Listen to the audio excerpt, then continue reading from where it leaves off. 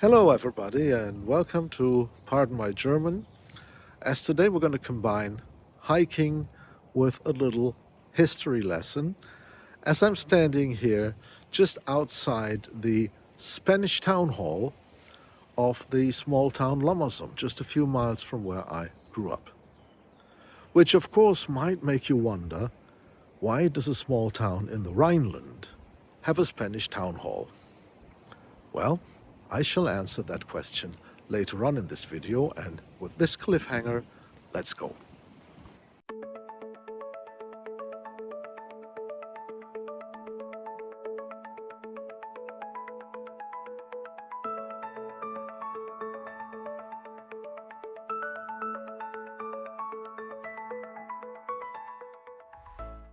Just a few steps from the Spanish town hall lies the parish church of St. Pancras. Built in the early 12th century, it is one of the oldest churches in the Euskirchen area. Unfortunately, the church was closed on the day of my visit.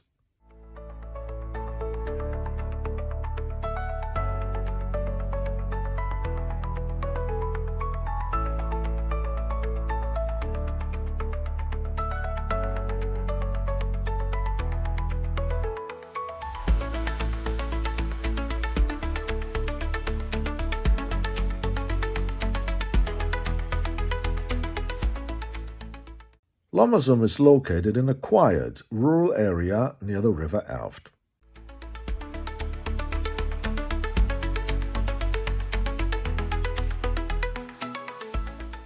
The nearby hamlet of Bodenheim. Its castle was first mentioned in 1312. It is safe to assume, though, that this castle, which is in private ownership, dates back to the 10th century.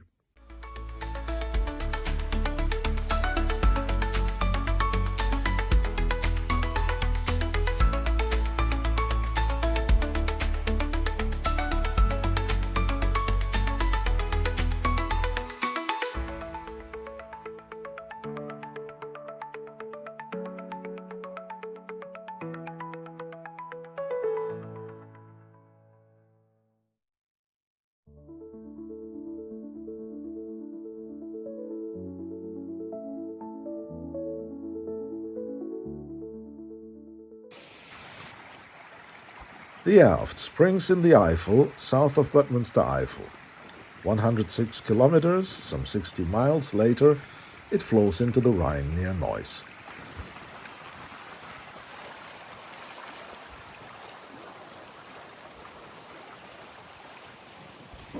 Time for a little break and for getting closer to the answer, why does Lommersum have a Spanish town hall?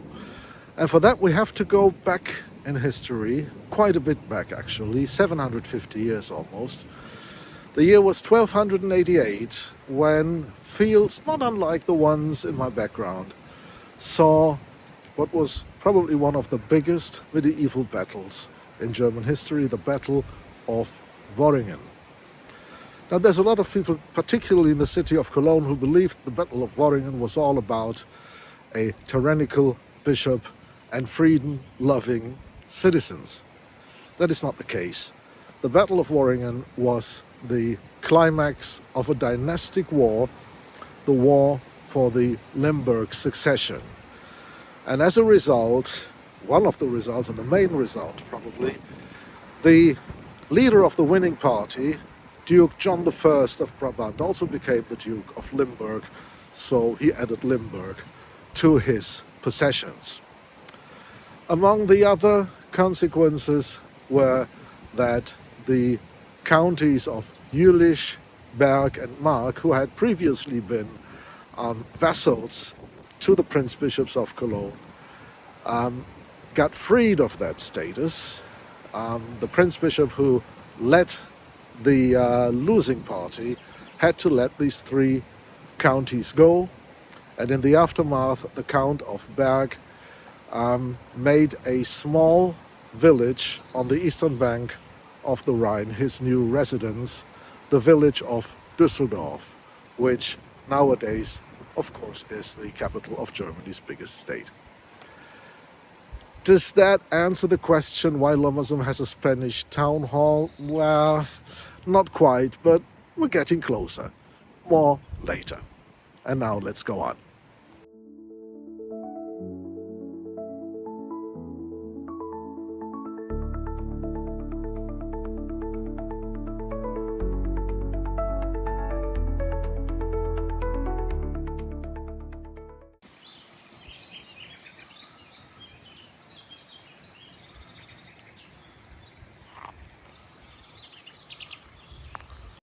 In 1969, the community of Lommersum, which included some other towns, was incorporated into the bigger community of Weilerswist.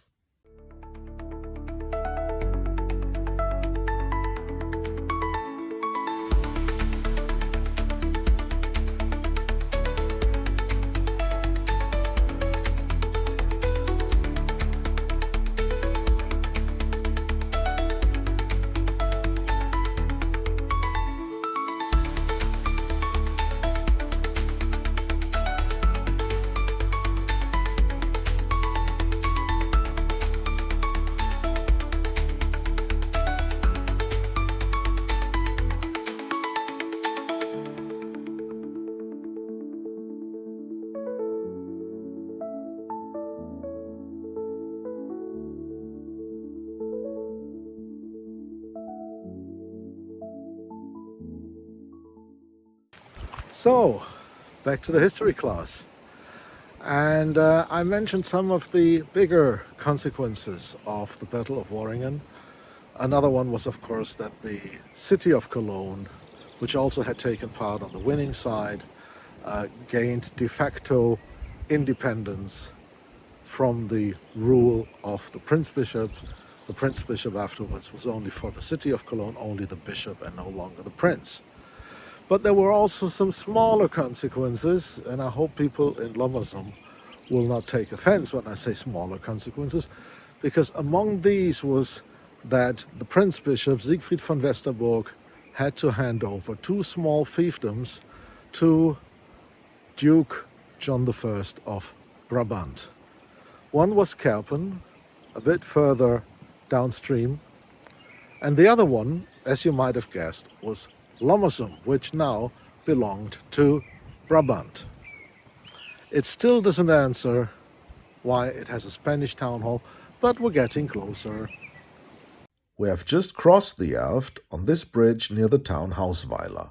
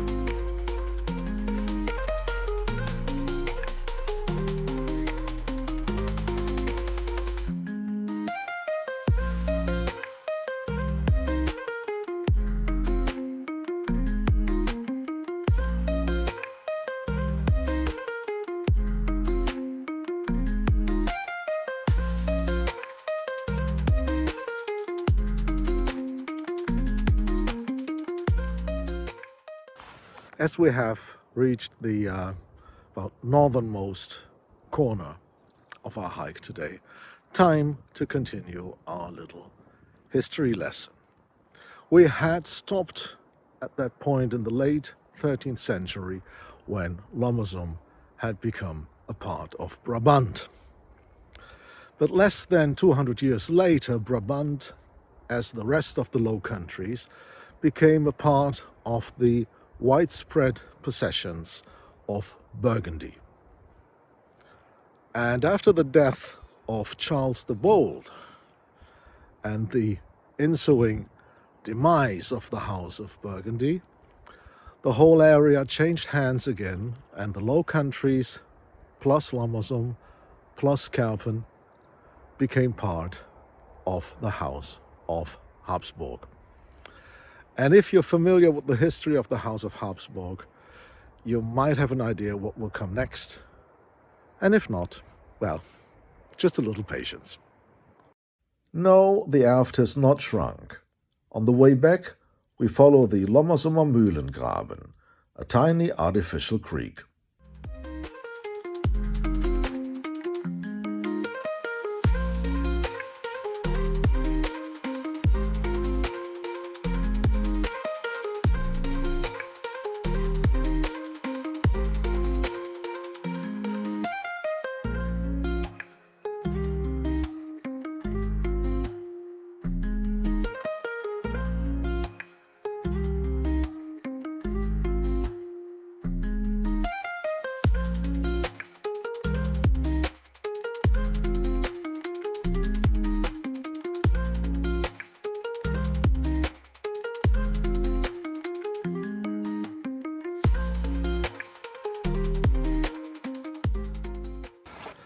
Well, if you should see the cattle peacefully grazing in the background, this is quite obviously not Spanish bulls getting ready for the corrida. But back to the question, why does Lommersum have a Spanish town hall? Our last stop was when Lommersum became a part of the possessions of the House of Habsburg. And when the Habsburgs divided their huge possessions between Spain and Austria, the Low Countries became part of the Spanish half of the empire, and so did Lommersum. Of course, we all know the story between the Netherlands and Spain, the 80 Years' War for Dutch independence. But yes, Lommersum was legally for quite a while a part of the Crown of Spain. And therefore it has a Spanish town hall, and therefore the town in this area is sometimes called Little Spain. Did it ever occur to you that it is only a short walk between Spain and Texas? Lubbock Town was established in 1972 by an organization of Wild West enthusiasts. People have actually got married in this chapel. And once a month there is a concert on Lubbock Town's main street.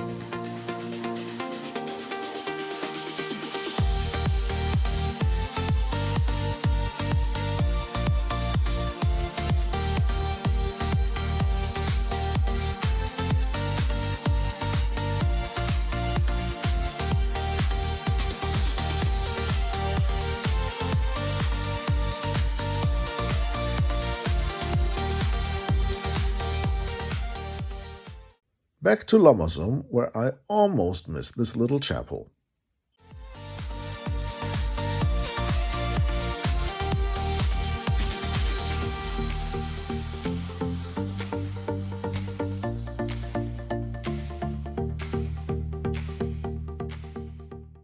Another interesting building of Lommersum is the former manor of Angelstein, probably around 300 years old. I was at first disappointed not to find a memorial plaque on the site of Lommersum's former synagogue. However, since the building's use as a synagogue ended years before the Nazis took over, the site is not used to commemorate the Shoah.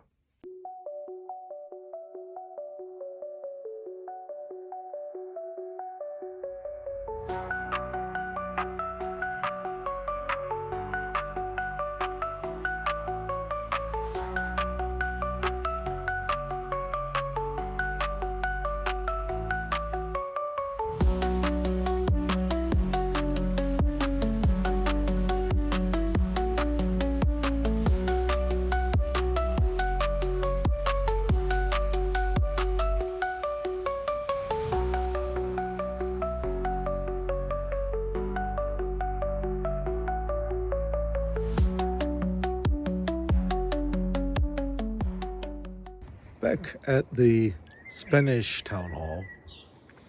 And so we have a Spanish town hall in a town that is called Little Spain. Rightfully so? I dare say yes, because a long time ago, more than 30 years actually, I once took part in a civic meeting here in Lommersum. The topic was a plan for a new road, and discussions were very hot-blooded, tempers flared, and at one point in time I wondered if the mayor of the municipality would get out there unharmed. So yes, they might have a bit of Spanish temper, and they definitely have some Spanish history. And with that, thank you very much for joining me today. I hope you enjoyed our little mix of hiking and history lesson. And if you did, then please hit like and subscribe and drop a comment down below. And I shall see you on the next one. Bye-bye.